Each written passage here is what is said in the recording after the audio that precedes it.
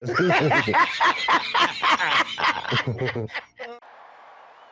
about them Cowboys? Angry Cowboys fan. Born to battle. Start on just means we never sell. America's team through thick and thin. When the sun shines bright, that's where we win. Angry Cowboys fan. What's going on, Cowboys Nation? And Angry Cowboys fans around the world. Y'all know who it is. It's your man, the Angry Cowboys Fan. And the National Football League has officially opened the legal tampering phase of free agency yesterday. We're going into day 2 of legal tampering, as well as the last day, because the free agency period starts tomorrow on Wednesday. But there's been a lot of movement from a number of teams in the league, including our Dallas Cowboys. So allow us to dive into that a little bit more during this Raw and Uncut. Get ready for the Angry Cowboys fans, Raw and Uncut. Man, keeping it real. They keep it real. That's real. Well, Cowboys Nation, unfortunately, I was late to the party yesterday. I had to bring the missus to the ER yesterday, so I was a little bit behind on the signings of our Dallas Cowboys, but y'all know that I caught up. So y'all please throw up a prayer for my wife for me real quick. If you don't mind, I would appreciate that. Thank you. But when I got home, I was able to get acclimated to the movements of our Dallas Cowboys during the first day of legal tampering. Did y'all hear what I said, Cowboys Nation? During the first day of legal tampering. Not the first day of free agency, the first day of legal tampering. But Cowboys Nation, the mood from some Cowboys fans over on X yesterday, it was pretty somber. Unimpressed with the moves the Dallas Cowboys were able to do yesterday. Reconfiguring Terrence Steele's contract to help free up some cap space. Let's face it, Cowboys Nation, we wanted Terrence Steele gone and didn't have a great plan in making that happen. No legitimate plan for the immediate replacement of Terrence Steele. Sam Williams being extended, which also adds speed to the edge rusher position. Speed in that 3-4 defense that Christian Parker wants to implement with our Dallas Cowboys. But like clockwork, Cowboys Nation, all I kept seeing after the signing of Jalen Thompson was, well, why didn't we try harder for Minkah Fitzpatrick? When we signed Rashawn Gary, all I saw was, why aren't we going after Trey Hendrickson harder? Ignoring the reliable reporters reporting that the Dallas Cowboys aren't done, or just to keep an eye out on Trey Hendrickson because it might happen. The narrative of Jerry being Jerry continues to circulate, and I think it's much deeper than that, Cowboys Nation, if you happen to feel that way. But you see, Cowboys Nation, I'm not used to Jerry Jones going out and spending money during the legal tampering phase of free agency. I don't know about y'all, but I'm used to not hearing from the Joneses except to hear that they're in the Bahamas on Jerry Jones's yacht. I'm used to not seeing any movement during this time, and to see movement in itself is a break from the norm, never mind who it turns out to be. If it's indeed who it turns out to be, then ultimately, that turns out to be a you problem. But it's apparent that the Dallas Cowboys didn't get the pick right because some people are turning up their noses as if the players that they did pick can't somehow make this defense much better.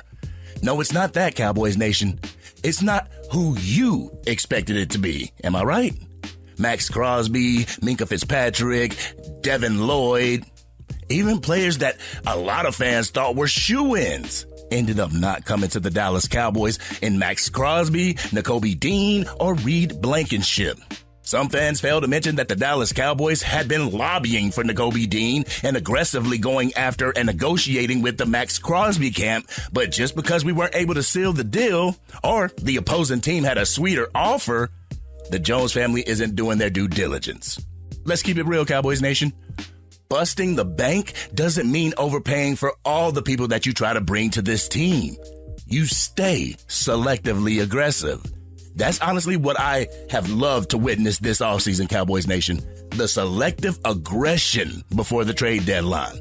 The selective aggression in hiring your defensive coordinator and him fleshing out his staff. The selective aggression in extending the players Christian Parker and Brian Schottenheimer see as potential for this team. The selective aggression with who they did target and the wherewithal to back away from them if the price got too steep.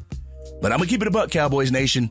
The front office has been impressing me since the trade deadline. They didn't impress me with the whole Micah Parsons debacle, but they continue to impress me with how they're using the capital from the Micah Parsons trade. Kenny Clark, Quinnen Williams, and now Rashawn Gary while maintaining your 2 first-round picks. That's being selectively aggressive in their decision-making and team-building, Cowboys Nation. What I've noticed is that fans will get pissed while at the same time not truly knowing what's going on behind the curtain. Why the Dallas Cowboys decided to pivot from a particular player or haven't extended or signed a particular player yet. All we know is that said player isn't on the team, and now I'm just pissed off, right? The pickups by the Dallas Cowboys, they were some pretty good pickups. I'm going to keep it a buck, Cowboys Nation. One main concern a lot of Cowboys fans had was the safety position, allowing Donovan Wilson to hit free agency and to get somebody in there that could take the position to the next level. Christian Parker, Derek Ansley, secondary coach Ryan Smith, and Brian Schottenheimer must have saw something in this young man to have him as their plan if Micah Fitzpatrick became unavailable. And looking at a little bit of film, Jalen Thompson can fit that mold that Christian Parker's looking for. That intelligent and physical player that can sometimes get in the box, sometimes blitz, sometimes drop back into coverage. Jalen Thompson can do all of those things at a high level, Cowboys Nation. Bro isn't afraid to get in there and get physical. He isn't afraid to try and stuff the run. His motor and his football IQ is at 100 out on the field. And if you were to pair him with a dynamic free safety, I believe your problem at that position is solved in 2 moves. Seeing that he was a partner with Budda Baker in Arizona, they share some of the same similarities in their attitude and their play out on the field.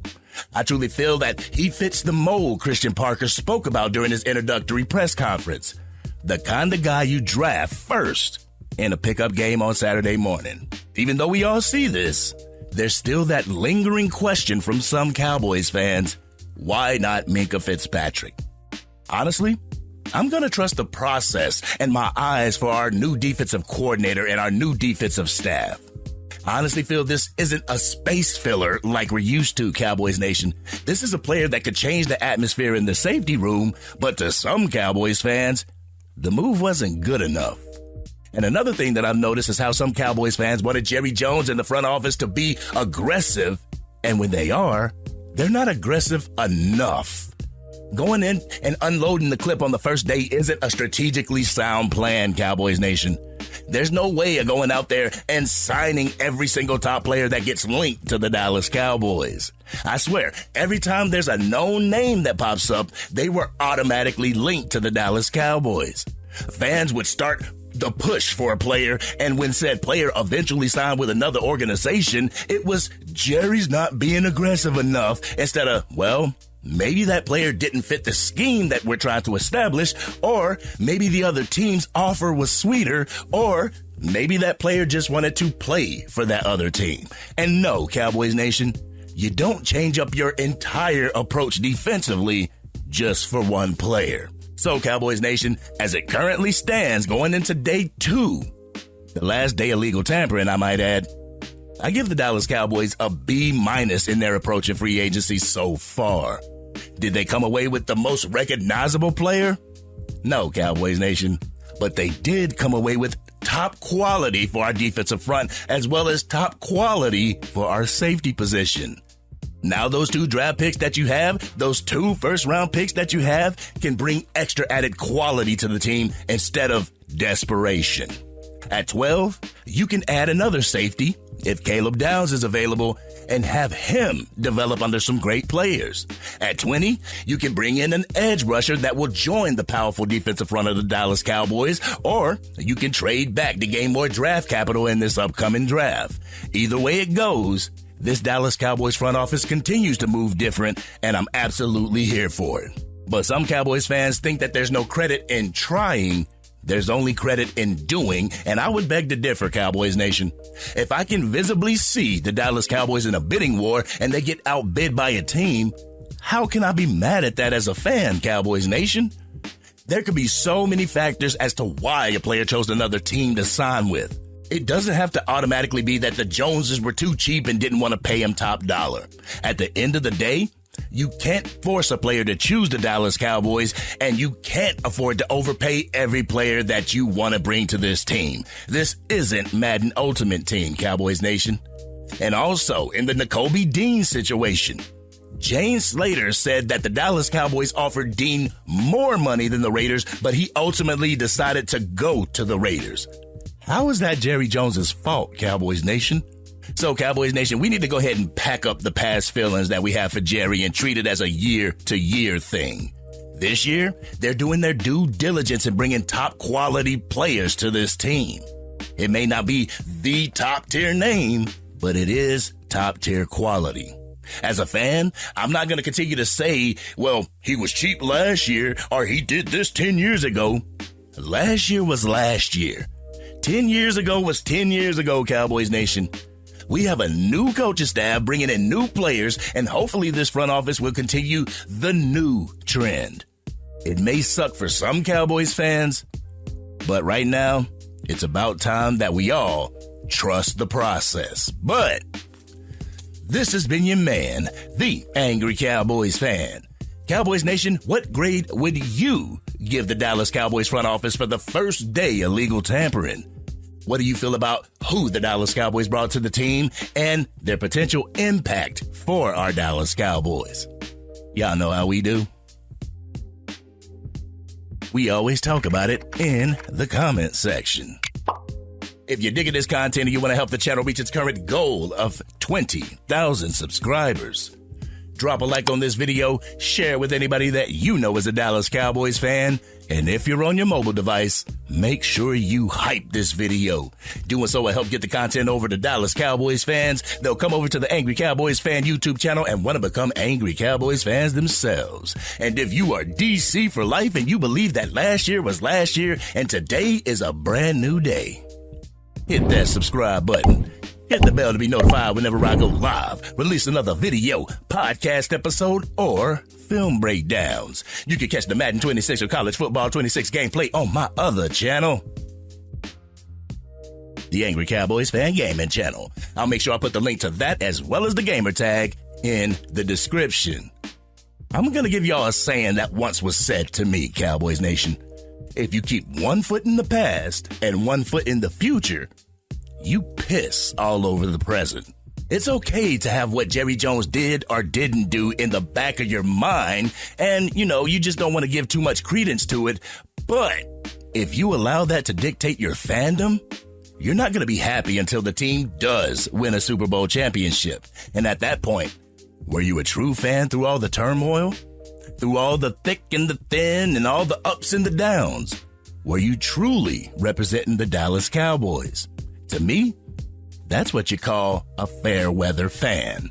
But this has been your man, the Angry Cowboys Fan, and I'm out.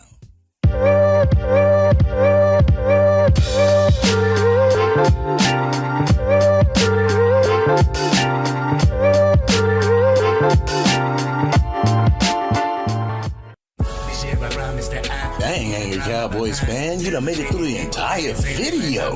But if you want more content, you can definitely go to this video right here. Or if you want the latest episode of the Angry Cowboys Fan podcast, you can go right here. But whatever you do, like, share, and subscribe to the channel, but remain DC for life.